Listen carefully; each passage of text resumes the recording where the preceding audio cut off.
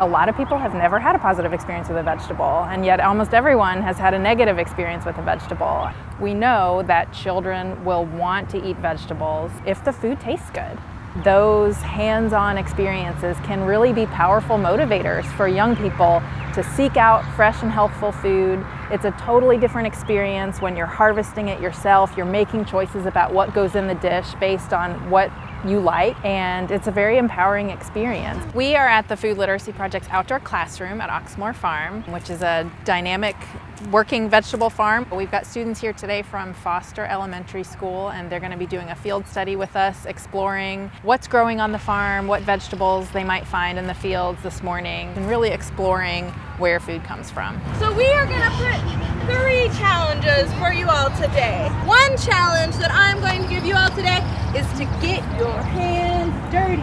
I remember something a whole lot better if I'm actively participating, whether it's in the conversation or getting my hands dirty. Those things last a little bit longer, and I think coming out to this setting that's really different from a classroom but still having a really educational day, it makes a big impact, and it affects, especially at a younger age, the students that need to be moving around. They have the opportunity to do so here, and so I think that it really sticks with them. The word is respect.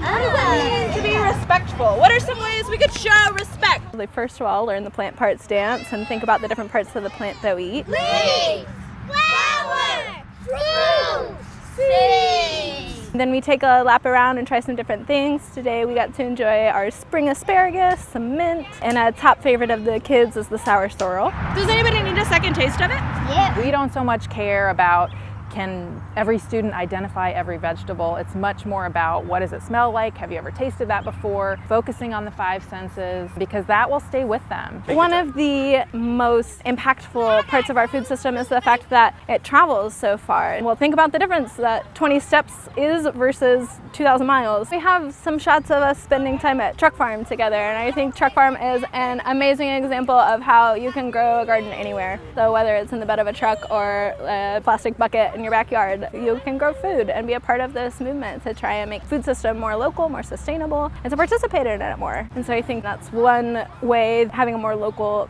food system really impacts sustainability in our environmental situation these days. We find that when children are exposed to that story and really explore it in a hands-on way, they're much more curious about trying healthful foods and willing to taste new foods and try vegetables. It's empowering, and that's the goal of our mission, is to empower youth to then take this home and take this into their communities, and the ripple keeps growing, and that everybody, whether it's through a conversation with these students or just the way that these students start to think about things, it affects everyone around them, and I think that impact is just really powerful. I will never forget the first time I grew a vegetable that didn't die and I could eat it. The more these kids can be outside and explore healthy foods in a fun way, in a kind of learn by discovery sort of way, the more motivated they will be to try new foods, to cook from scratch, and to embrace a healthy lifestyle.